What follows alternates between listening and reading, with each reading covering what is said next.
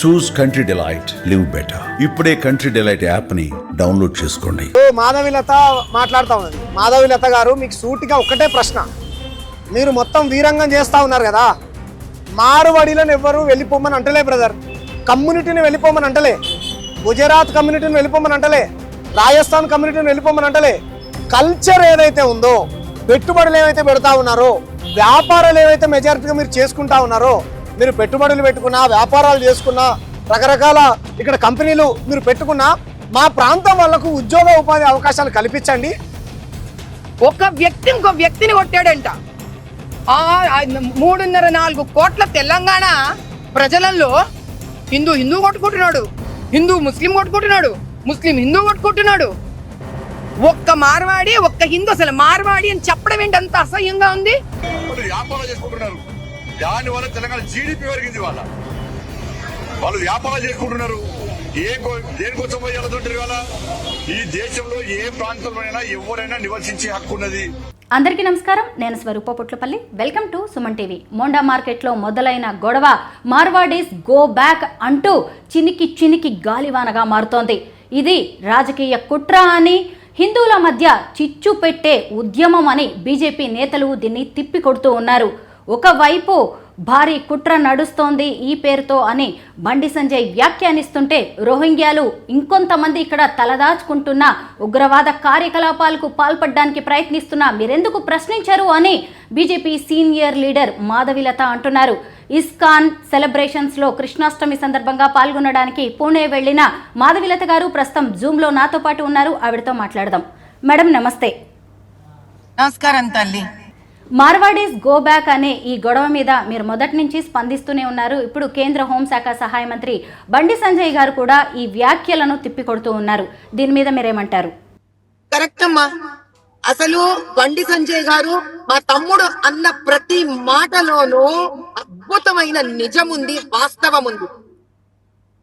ఈ వెధవ వేషాలు వేస్తున్న బీఆర్ఎస్ వాళ్ళు, అటు కాంగ్రెస్ వాళ్ళు పాముకి పాలు పోసినట్టు రకరకాల ఉద్యోగాలు ఏవైతే ఉన్నాయో అవి కేవలము ఒక మతం వాళ్ళకే ఇప్పించుకుంటూ అసలు నిజంగా తెలంగాణ వాళ్ళ పొట్ట పడుతున్నది వీళ్ళు. ఎందుకు మీకు ఒక అద్భుతమైన ఉదాహరణ ఇస్తాను.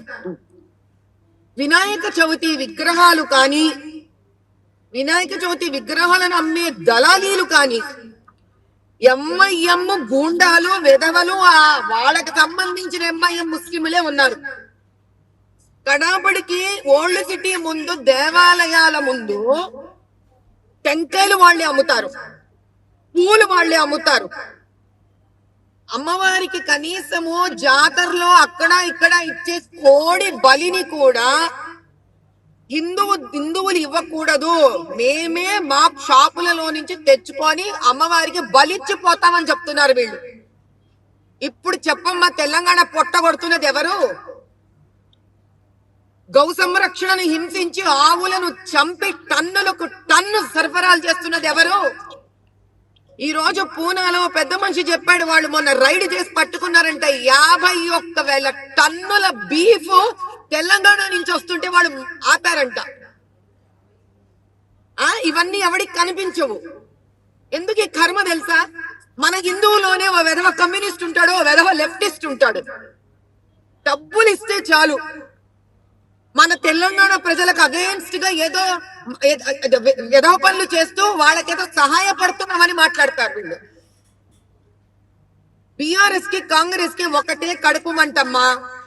మోదీ గారు 3వ విడత వచ్చారు. వచ్చేసారి మేమే బీజేపీ తెలంగాణ రాష్ట్రంలో కూడా గెలుచుకుంటాము.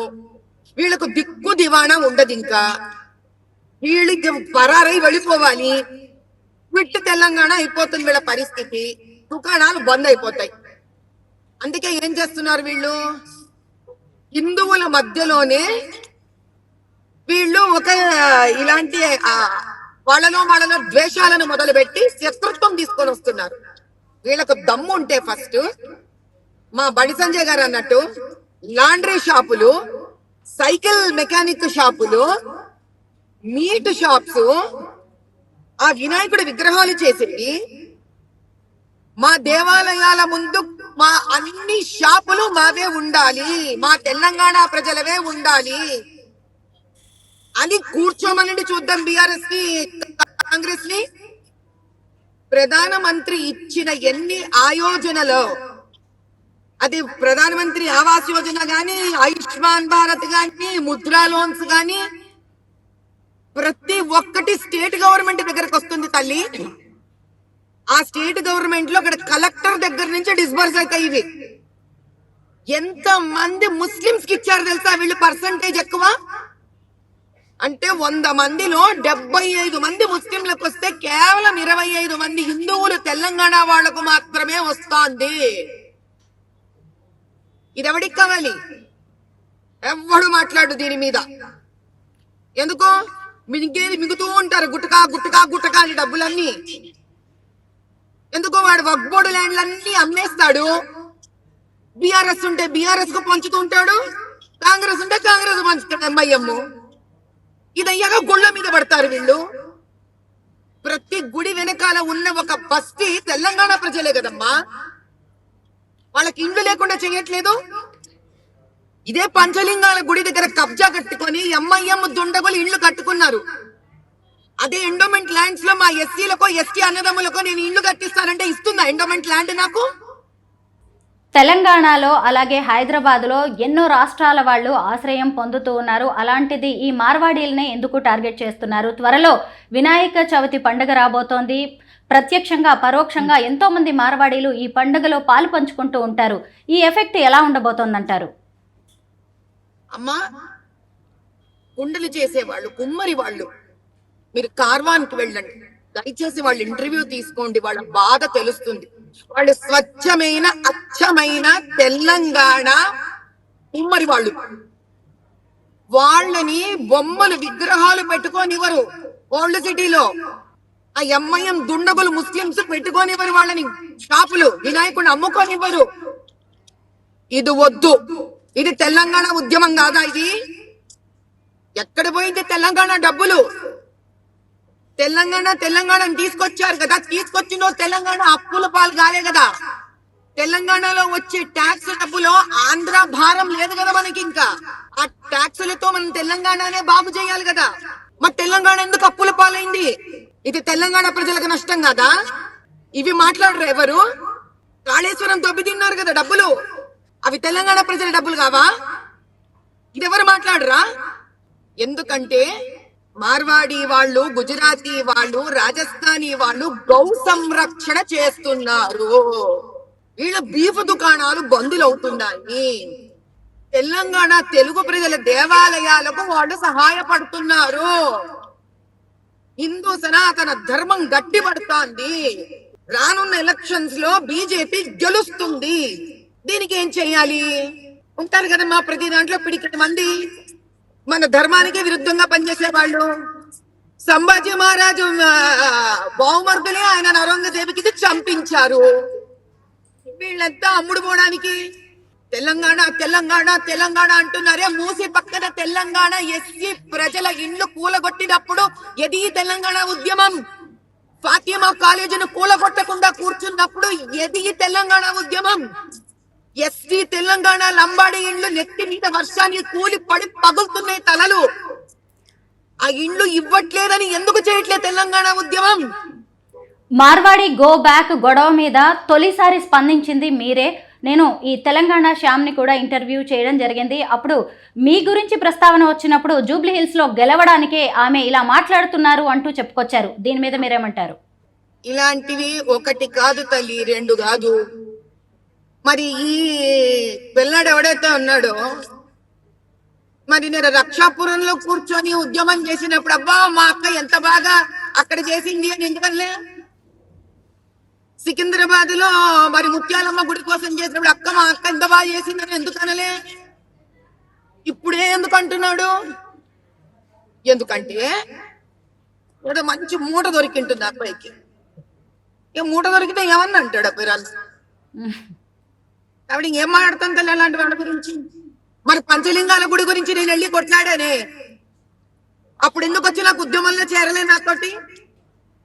మా ఎస్టీ అన్నదమ్ముల ఇండ్ల గురించి నేను వెళ్ళి కలెక్టర్ని నిలదీశానే, అప్పుడు ఎందుకు వచ్చి నాతో మాట్లాడలేదు, ఉద్యమంలో నాతో ఎందుకు కలవలేదు తమ్ముడు? అంటే అప్పుడు డబ్బులు దొరుకుండవు కదా నాన్న, దొరుకుంటుంది మంచి మూట ముళ్ళ. మేడం, దళితులను అడ్డం పెట్టుకొని మార్వాడీలను టార్గెట్ చేస్తూ ఒక రాజకీయ కుట్ర నడుస్తోంది అంటారా? అమ్మా, ఇంతకీ ఆ గొడవ జరిగింది మా బీజేపీ కార్యకర్తకి, ఆ పిల్లవాడి వాడి చుట్టం పిల్లాడికి మార్వాడీలకి. వాళ్ళు కాంప్రమైజ్ అయిపోయినారు, భయ్యా భయ్యా అనుకున్నారు. అందరూ కలిసి ఫ్లాగ్ హాయిస్ట్ కూడా చేసుకున్నారు. ఎవరి పార్టీ వాళ్ళు హాలిడేకి వెళ్ళిపోయినారు. ఇది నిజం తల్లి. కంటిన్యూస్ గా ఫోన్ చేసి కనుక్కుంటున్నాను అసలు ఎంత అన్యాయం జరిగింది, సహాయపడదాం పాపం వెళ్ళి అని. అక్క మేమంతా మంచిగా ఉన్నాం అక్క, నువ్వు ఏం పిక్కర పడక అన్నారు.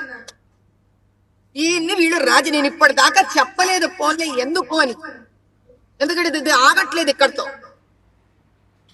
ఇంతకీ దెబ్బలు తిన్న నా ఎస్సీ తమ్ముడు నా బీజేపీ కార్యకర్త,